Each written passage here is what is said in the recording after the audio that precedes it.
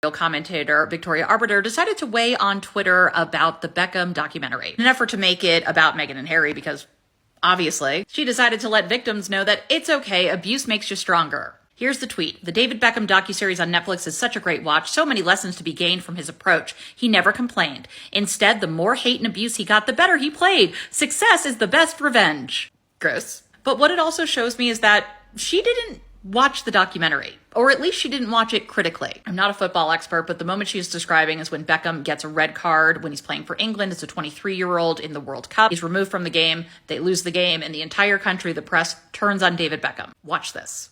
Very vulnerable and alone. He was with us Spice Girls. There was a protection. I thought, okay, I'm in America.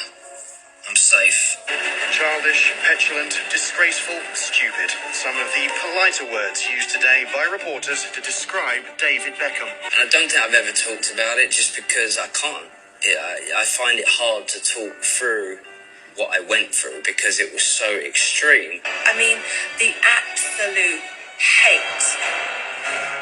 You'd walk down the streets and people would be spitting at him, people would be, going to barge into him, to knock into him. An effigy of the 23-year-old was hung from a noose outside a London pub and... I wasn't sleeping. I was a mess. Boss called me. Said, David, how you doing? I said, I think I got quite emotional. He said, how you doing, son? I said, not great, boss. He said, okay. He said, don't worry about it, son. Come back, we'll look after you. Battered and bruised. But Sir Alex created an island. And any unfriendly that came near the island didn't get near it. We'd,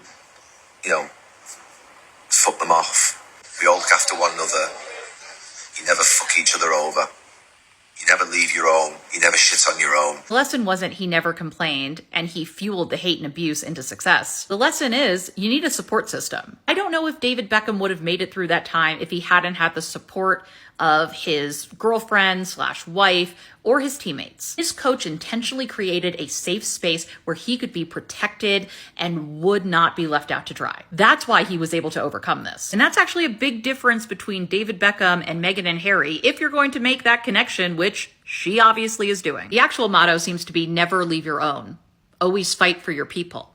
Which is exactly what the British royal family did not do. The British royal family is actually in the position to reach out to the press and discuss the coverage. David and his teammates could not even do that. The lesson isn't take the abuse. The lesson isn't don't complain. The lesson is to get help and to surround yourself by people who care about you and will fight for you. And if that doesn't happen, you have every right to leave. I can't wait to hear Victoria Arbiter wax poetically the next time Kate and William do a mental health awareness initiative. Because this right here, this ain't it. It is a harmful statement and a rewrite of what actually happened in that documentary. In the words of Danielle Staub, pay attention, please.